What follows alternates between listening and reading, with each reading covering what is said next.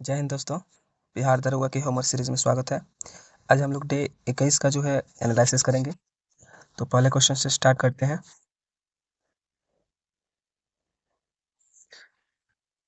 तो आज का पहला क्वेश्चन है, आयुष्मान भारत योजना के तहत कुल कितने रुपए का बीमा कवर करने का निर्धारण किया गया है। तो आयुष्मान भारत जो योजना चलाया गया था उसमें कुल 5 लाख रुपए का बीमा कवर करने का निर्धारण किया गया। और आयुष्मान भारत जो ये योजना था ये 2018 में स्टार्ट किया गया था। और ये स्टार्ट कहाँ से किया गया था, तो रांची से स्टार्ट किया गया था। अगला क्वेश्चन है 2 नंबर, हाल ही में एकीकृत पेंशन योजना 2024 यानी यूपीएस को मंजूरी प्रदान की गई है। यह योजना कब प्रभावी होगी। तो जो यूपीएस योजना है, एकीकृत पेंशन योजना 2024, ये लागू कर दी गई है और ये प्रभावी जो है 1 अप्रैल 2025 से प्रभावी होगी। आज का 3 नंबर क्वेश्चन देखते हैं। 3 नंबर क्वेश्चन है, प्रधानमंत्री सूर्योदय योजना का संबंध किससे है और इसे कब शुरू किया गया। तो प्रधानमंत्री सूर्योदय योजना जो है ये सोलर प्लांट से संबंधित है। घरों में छत के ऊपर जो सोलर प्लांट लगाए जाते हैं बिजली उत्पादन के लिए, उससे संबंधित है। और ये शुरू जो है 2024 में शुरू किया गया है। अगला क्वेश्चन देखते हैं 4 नंबर, चार धाम परियोजना का संबंध किस राज्य से है।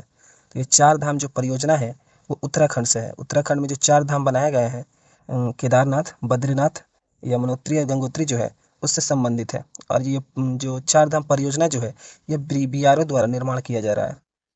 आगे बढ़ते हैं 5वें नंबर क्वेश्चन की ओर। 5वां नंबर क्वेश्चन है, हाल ही में देश की पहली हरित हाइड्रोजन परियोजना किस राज्य में शुरू की गई है। तो अगर हरित हाइड्रोजन परियोजना की बात पूछे तो ये हरियाणा राज्य में शुरू की गई है। अगला क्वेश्चन है 6 नंबर, जल ही अमृत कार्यक्रम की शुरुआत कब और किस मंत्रालय द्वारा की गई है। तो जल ही अमृत कार्यक्रम जो है इसकी जो शुरुआत है 2024 में की, हाल ही में की गई है। और इसका जो मंत्रालय हो जाएगा यह जल शक्ति मंत्रालय द्वारा शुरू किया गया है। आगे बढ़ते हैं 7वें नंबर क्वेश्चन की ओर। 7वां नंबर क्वेश्चन है, हाल ही में लड़कियों और महिलाओं के लिए प्रौद्योगिकी और इंजीनियरिंग जैसे क्षेत्रों में कौशल दिखाने के लिए किस योजना की शुरुआत की गई है। तो लड़कियों और महिलाओं के लिए प्रौद्योगिकी और इंजीनियरिंग जैसे क्षेत्रों में कौशल दिखाने के लिए ये बोइंग सुकन्या योजना शुरू की गई है। और इसके लिए जो सुकन्या योजना जो है इसका जो शुरुआत है 19 फरवरी 2024 को शुभारंभ किया गया है। 8वां क्वेश्चन है, सुभद्रा योजना को कब और किस राज्य में शुरू किया गया है। तो सुभद्रा योजना जो है ये उड़ीसा राज्य में शुरू किया गया है और 2024 में इसकी शुरुआत हुई है। आगे बढ़ते हैं 9 नंबर क्वेश्चन है, वित्त मंत्रालय ने किस वार्षिक बजट में प्रधानमंत्री जनजातीय उन्नत ग्राम अभियान की घोषणा की है। तो 2024-25 का जो बजट पेश किया गया था उसमें प्रधानमंत्री जनजातीय उन्नत ग्राम अभियान की घोषणा की गई थी। आगे बढ़ते हैं 10वें नंबर की ओर। तो 10वां नंबर क्वेश्चन है, डिजिटल भारत निधि योजना कब शुरू की गई। तो अगर डिजिटल भारत निधि योजना की बात पूछे तो ये 2024 में शुरू की गई है। वहीं 11वां क्वेश्चन है, स्मार्ट सिटी परियोजना की शुरुआत कब की गई है तथा भारत का 100वां स्मार्ट सिटी कौन सा शहर बना है। तो अगर भारत स्मार्ट सिटी परियोजना की बात पूछे तो ये 2015 में शुरू की गई है। आगे देखते हैं नेक्स्ट क्वेश्चन है, 12 नंबर क्वेश्चन है, भारत सरकार द्वारा जारी परियोजनाओं को उनकी तिथियों से मिलान करें। तो अगर जो परियोजनाएं हैं भारत सरकार की और वो कब स्टार्ट की गई हैं इससे संबंधित मिलान करना है। तो अगर पीएम किसान सम्मान निधि योजना की बात करें तो पीएम किसान सम्मान निधि योजना जो है ये 2019 में शुरू की गई थी। वहीं अगर पीएम उज्ज्वला योजना की बात करें तो ये 2016 में शुरू की गई थी। वहीं अगर पीएम ग्राम उजाला योजना की बात करें तो पीएम जो ग्राम उजाला योजना जो है ये 2021 में शुरू की गई। वहीं अगर पीएम विश्वकर्मा योजना की बात करें तो ये 2013 ना 2023 हो जाएगा, 2023 को स्टार्ट की गई। वहीं अगर पीएम जनधन योजना की बात करें तो ये 2014 में शुरुआत की गई। आगे बढ़ते हैं 13 नंबर की ओर। 13 नंबर क्वेश्चन है, नौजवान भारत सभा की स्थापना कब और किसके द्वारा की गई। तो ये नौजवान भारत सभा जो संस्था है इसकी शुरुआत भगत सिंह ने 1926 में की थी। आगे बढ़ते हैं 14 नंबर की ओर। 14 नंबर क्वेश्चन है, संयुक्त राष्ट्र द्वारा ग्लेशियरों के संरक्षण का अंतर्राष्ट्रीय वर्ष किस रूप में घोषित किया गया है। तो 2025 है इसको संयुक्त राष्ट्र द्वारा जो ग्लेशियर के संरक्षण का वर्ष घोषित किया गया है। और वहीं अगर 2023 को पूछे तो 2023 को बाजरा वर्ष घोषित किया गया है। वहीं अगर 2024 को पूछे तो 2024 को अंतर्राष्ट्रीय कैमेल वर्ष यानी ऊँटों का वर्ष घोषित किया गया है। वहीं अगर 2026 को पूछे तो रेजलैंड्स और चरगाहों का अंतर्राष्ट्रीय वर्ष घोषित किया गया है। आगे बढ़ते हैं नेक्स्ट क्वेश्चन की ओर। तो 15वां क्वेश्चन है, अकबरनामा और आईने अकबरी की रचना किसके द्वारा की गई। तथा अकबरनामा कितने खंडों में जो लिखित है? तो अकबरनामा या फिर आईने अकबरी की बात बोलता है तो ये जो है ये अबुल फजल के द्वारा लिखी गई है। अगला क्वेश्चन है 16 नंबर, राजस्व में रैयतवाड़ी प्रथा का प्रारंभ जो है कब और किसके द्वारा किया गया? तो राजस्व में जो रैयतवाड़ी प्रथा है जिसमें किसान स्वयं भूमि का मालिक होता है और पूरे भारत में जो है रैयतवाड़ी व्यवस्था 51% भाग पे जो है प्रारंभ की गई थी। और वहीं पूछता है कि रैयतवाड़ी जो प्रथा है यह कब प्रारंभ की गई? तो 1820 में प्रारंभ की गई और थॉमस मुनरो और कैप्टन जो रीड थे इनके द्वारा जो रैयतवाड़ी व्यवस्था है इसको लाया गया था।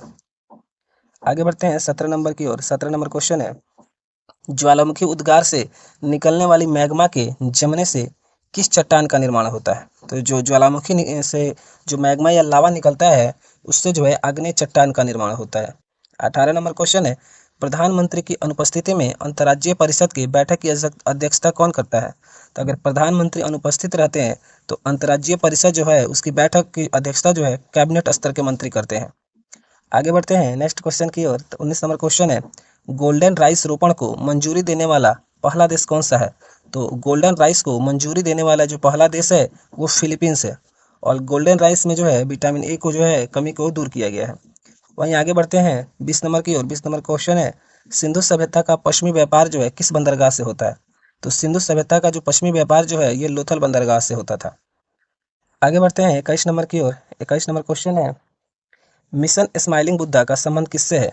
तो मिशन स्माइलिंग बुद्धा का संबंध पूछे तो ये परमाणु परीक्षण से हो जाएगा। अब पहली बार जो परमाणु परीक्षण हुआ था उसका नाम ही था मिशन स्माइलिंग बुद्धा और ये पहला परमाणु परीक्षण जो है 1974 में पोखरण, राजस्थान के पोखरण में हुआ था। आगे बढ़ते हैं 22 नंबर की ओर। 22 नंबर क्वेश्चन है, रक्त कोशिकाओं जो आरबीसी, डब्ल्यूबीसी, प्लेटलेट्स का निर्माण जो है शरीर में कहाँ होता है? तो जो रक्त कोशिकाएं है आरबीसी हो या फिर डब्ल्यूबीसी या फिर प्लेटलेट्स हो इनका निर्माण जो है शरीर के अस्थि मज्जा में होता है। आगे बढ़ते हैं 23 नंबर की ओर। 23 नंबर क्वेश्चन है, चंगेज खां दिल्ली के किस सुल्तान के समकालीन है? तो जो चंगेज खां है दिल्ली में जो उस समय दिल्ली में इल्तुतमिश का शासन था उसके समकालीन हो जाएंगे। आगे बढ़ते हैं 24 नंबर की ओर। 24 नंबर क्वेश्चन है, नाफ्ता उत्तरी अमेरिका मुक्त व्यापार समझौता कब लागू हुआ है और इसमें शामिल देश कौन कौन से हैं? तो ये नाफ्ता जो है यानी उत्तरी अमेरिका मुक्त व्यापार समझौता जो 1 जनवरी 1994 को लागू हुआ और इसमें शामिल कौन कौन से देश हैं? तो अमेरिका, कनाडा और मैक्सिको देश जो है इसमें शामिल है। अगला क्वेश्चन है 25 नंबर, आश्रय, प्रतिष्ठान और स्वास्थ्य का अधिकार संविधान के किस अनुच्छेद में दिया गया है? तो जो आश्रय और प्रतिष्ठान या फिर स्वास्थ्य का अधिकार बोले तो आर्टिकल अनुच्छेद 21 में स्वतंत्रता के अधिकार में दिया गया है। आगे बढ़ते हैं 26 नंबर क्वेश्चन है, कृषि उन्नति के लिए आमीर ए कोही का नामक विभाग जो है की स्थापना किसने की? तो ये आमीर ए कोही विभाग जो था वो कृषि से संबंधित विभाग था और इसकी स्थापना जो है ये मोहम्मद बिन तुगलक ने किया था। 27 नंबर क्वेश्चन देखते हैं, महात्मा गांधी की मृत्यु जो है 30 जनवरी 1948 को कहाँ हुई थी? तो महात्मा गांधी की मृत्यु जो है ये बिरला भवन में हुई थी। नथुराम गोडसे ने इनको मार के इनकी हत्या कर दी थी। आगे बढ़ते हैं 28 नंबर क्वेश्चन है, भगत सिंह ने बटुकेश्वर दत्त के साथ मिलकर दिल्ली में केंद्रीय विधानसभा में बम कब फेंका? तो जो दिल्ली का जो है केंद्रीय विधानसभा की दिल्ली का जो बम कांड है वो 8 अप्रैल 1929 को हुआ था और जो ये बम जो है भगत सिंह और बटुकेश्वर दत्त ने मिलकर फेंका था और इसी बम कांड में इन्होंने कहा था कि अंग्रेज सोए हुए हैं, हम उन्हें जगाना चाहते हैं। 29 नंबर क्वेश्चन है, जयप्रकाश नारायण का जन्म कब और कहाँ हुआ था? तो जयप्रकाश नारायण का जो जन्म है 1902 में सिताब दियारा गांव में हुआ था। आगे बढ़ते हैं नेक्स्ट क्वेश्चन की ओर। आज का नेक्स्ट क्वेश्चन 30 नंबर है, पुस्तक गीता रहस्य कहाँ से और किसके द्वारा लिखी गई? तो पुस्तक गीता रहस्य जो है वो मांडले जेल से बाल गंगाधर तिलक ने लिखा था। अगला क्वेश्चन है 31 नंबर, पाकिर जैनुलाब्दीन अब्दुल कलाम आज़ाद जो है की जयंती किस दिवस के रूप में मनाई जाती है? तो अबुल पाकिर जैनुलाब्दीन अब्दुल कलाम की जो जयंती है वो 15 अक्टूबर को नवाचार दिवस के रूप में मनाई जाती है। आगे बढ़ते हैं 32 नंबर की ओर। 32 नंबर क्वेश्चन है, अटल बिहारी वाजपेयी को भारत रत्न कब प्रदान किया गया? तो अटल बिहारी को वाजपेयी को जो है 2015 में भारत रत्न प्रदान किया गया और अटल बिहारी जब प्रधानमंत्री थे तो 1998 में इनके शासन में ही दूसरी बार परमाणु परीक्षण किया गया। 33 नंबर क्वेश्चन है, सैन फ्रांसिस्को में 1913 में स्थापित गदर पार्टी के पहले अध्यक्ष कौन नियुक्त किए गए? तो लाला हरदयाल जो थे वो सैन फ्रांसिस्को में 1913 में स्थापित गदर पार्टी के पहले अध्यक्ष नियुक्त किए गए। आगे बढ़ते हैं 34 नंबर की ओर। 34 नंबर क्वेश्चन है, बंगाल विभाजन के विरोध में बिहार विद्यार्थी सभा की स्थापना किसने की? तो जब बंगाल विभाजन 1905 में हुआ था उस समय बिहार में बिहार विद्यार्थी सभा की स्थापना हुई थी और इसकी स्थापना जो है डॉक्टर राजेंद्र प्रसाद ने की थी। 35 नंबर क्वेश्चन देखते हैं। बिहार में कांग्रेस का पहला अधिवेशन कब और कहाँ किसकी अध्यक्षता में किया गया? तो बिहार में कांग्रेस का जो पहला अधिवेशन जो है 1912 में पटना के बांकीपुर में किया गया था। और इसमें अगर अध्यक्ष की बात पूछे तो मजुमदार जो है इनकी इसके अध्यक्ष हो जाएंगे। आगे बढ़ते हैं। 36 नंबर क्वेश्चन है। सरकार ने सरकार ने भारत में रहने वाली अंग्रेजों और अन्य यूरोपवासियों के जातीय अहंकार को चोट पहुंचाने वाले अल्बर्ट विधेयक को कब वापस ले लिया? तो अल्बर्ट विधेयक जो आया था, अल्बर्ट विधेयक तो 1883 में रिपन द्वारा वापस ले लिया गया। 37 नंबर क्वेश्चन है। कांग्रेस के आरंभिक 20 साल को आमतौर पर नरम दौर के नाम से जाना जाता है। तो वो काल कौन सा था ये बताना है।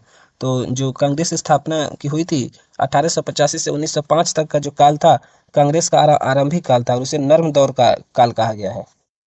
आगे बढ़ते हैं 38 नंबर की ओर। तो 38 नंबर क्वेश्चन है। कांग्रेस के किस अधिवेशन में स्वदेशी और बहिष्कार आंदोलन को समर्थन दिया गया था? तो 1905 का जो बंगाल विभाजन हुआ था तो उसके बाद 1906 का जो अधिवेशन था उसमें स्वदेशी आंदोलन और बहिष्कार आंदोलन को समर्थन दिया गया था। वहीं आगे देखते हैं 39 नंबर क्वेश्चन। कांग्रेस द्वारा स्वराज प्राप्ति का लक्ष्य किस अधिवेशन में घोषित किया गया? तो 1906 का जो कलकत्ता अधिवेशन था उसमें स्वराज प्राप्ति का लक्ष्य जो है निर्धारित किया गया था। आगे बढ़ते हैं 40 नंबर की ओर। 40 नंबर क्वेश्चन है। किस अधिनियम द्वारा अंग्रेजों ने भारत में सर्वप्रथम अप्रत्यक्ष निर्वाचन प्रणाली को शुरुआत की थी? तो 1892 का जो अधिनियम था उसमें अंग्रेजों ने सर्वप्रथम अप्रत्यक्ष रूप से निर्वाचन प्रणाली की शुरुआत की थी। आगे बढ़ते हैं 41 नंबर की ओर। 41 नंबर क्वेश्चन है। बंगाल विभाजन 1905 के विरोध में बंगाल में हुए आंदोलन के प्रारंभिक दौर का नेतृत्व किसने किया? तो सुरेंद्र नाथ जो बनर्जी थे, इन्होंने जब बंगाल विभाजन 1905 में हुआ था उसमें बंगाल के में हुए आंदोलन के प्रारंभिक दौर का नेतृत्व किया था। वहीं 42 नंबर क्वेश्चन है। किस आंदोलन के दौरान वंदे मातरम का व्यापक प्रयोग किया गया? तो जो स्वदेशी आंदोलन था यानी बंगाल विभाजन के विरोध में जो स्वदेशी आंदोलन हुआ था इस आंदोलन में वंदे मातरम का व्यापक रूप से जो है प्रयोग किया गया। वहीं आगे देखते हैं 43 नंबर क्वेश्चन है। घटनाक्रम के और उनके घटनाक्रम के अनुसार जो है इनको व्यवस्थित करना है। तो अगर बंगाल विभाजन पूछे तो 1905 में हुआ था और राजधानी कलकत्ता से दिल्ली हस्तांतरण पूछे तो 1912 में हुआ था। तो और कांग्रेस का विभाजन पूछता है तो 1907 में हुआ। वहीं मुस्लिम लीग का गठन पूछे तो 1906 में हुआ। तो 1 पे ये हो जाएगा बंगाल विभाजन और वहीं 2 पे मुस्लिम लीग का गठन हो जाएगा, 3 पे कांग्रेस विभाजन हो जाएगा और 4 पे राजधानी जो है कलकत्ता से दिल्ली हो जाएगा। आगे बढ़ते हैं 44 नंबर क्वेश्चन की ओर। 44 नंबर क्वेश्चन है। किस शहर को अंग्रेजों ने भारत का सरताज कहा? तो भारत का सरताज के रूप में अंग्रेजों ने मुंबई को कहा था। आगे बढ़ते हैं 45 नंबर की ओर। भारतीय राष्ट्रीय कांग्रेस के दूसरे मुस्लिम अध्यक्ष के रूप में किसे चुना गया? तो रहमतुल्लाह जो सयानी थे इन्हें दूसरे मुस्लिम अध्यक्ष के रूप में चुना गया। वहीं बदरुद्दीन तैयब जी जो थे उनको पहले मुस्लिम अध्यक्ष के रूप में चुना गया था। 46 नंबर क्वेश्चन है। ब्रिटिश सरकार द्वारा शस्त्र कानून कब बनाया गया जिससे भारतीयों को शस्त्र रखने पर प्रतिबंध लगा दिएगा? तो अगर शस्त्र कानून बोले तो ब्रिटिश सरकार ने शस्त्र कानून 1878 में लिटन के काल में लाया था। वही अगला क्वेश्चन है 47 नंबर। राष्ट्रपति के महाभियोग प्रक्रिया के समय लोकसभा और राज्यसभा में कितना बहुमत होना चाहिए? तो अगर राष्ट्रपति के महाभियोग प्रक्रिया के समय जो है लोकसभा और राज्यसभा में बहुमत जो है ये 2/3 होना चाहिए। आगे बढ़ते हैं तो 48 नंबर के क्वेश्चन की ओर। क्वेश्चन है। राष्ट्रपति का अध्यादेश जारी करने की शक्ति किस अनुच्छेद में के अंतर्गत आता है? तो जो राष्ट्रपति का अध्यादेश है ये जारी करने की शक्ति जो है ये आर्टिकल 123 में आता है। वहीं राज्यपाल के अध्यादेश जारी करने की शक्ति जो है आर्टिकल यानी 213 आर्टिकल में आता है। अगला क्वेश्चन देखते हैं 49 नंबर क्वेश्चन है। कौन सी तारीख को भारत के राष्ट्रपति ने अपनी शक्तियों का प्रयोग करते हुए उद्घोषणा द्वारा यह घोषित किया कि गंभीर आपात विद्यमान है जिसके कारण आंतरिक अशांति के आधार पर भारत को खतरा है? तो 25 जून 1975 का जो समय था जब पहली बार जो है आपातकाल को लगाया गया था और उस समय जो राष्ट्रपति थे फखरुद्दीन अली अहमद थे। और अगर प्रधानमंत्री पूछता है तो उस समय इंदिरा गांधी उस समय की तत्कालीन प्रधानमंत्री थी। 50वां क्वेश्चन है। संविधान के किस अनुच्छेद के अनुसार प्रधानमंत्री की सलाह पर राष्ट्रपति द्वारा लोकसभा को भंग किया जा सकता है? तो आर्टिकल 85 के 1 में ये कहा गया है संविधान के जो अनुच्छेद के अनुसार है 85 के 1 के अनुसार प्रधानमंत्री की सलाह पर राष्ट्रपति द्वारा लोकसभा को भंग किया जा सकता है। आगे देखते हैं नेक्स्ट क्वेश्चन की ओर बढ़ते हैं। 51 नंबर क्वेश्चन है। भारत में राष्ट्रपति फखरुद्दीन अली अहमद की मृत्यु के बाद कार्यवाहक राष्ट्रपति के रूप में किसने कार्य किया?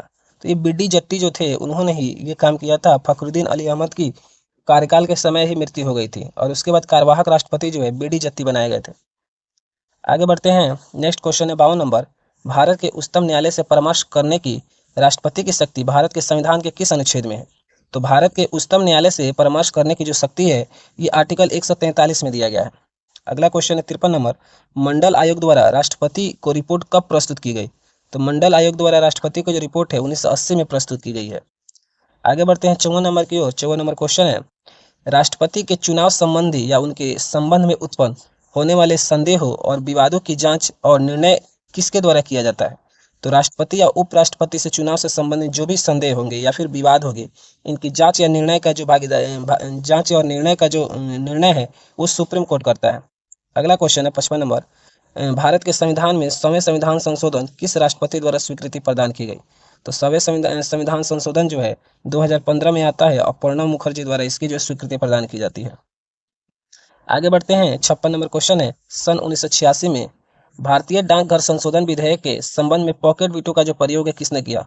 तो भारतीय डाक संशोधन विधेयक जो आया था 1986 में, उसके विरोध में जो पॉकेट वीटो ज्ञानी जैल सिंह ने प्रयोग किया था।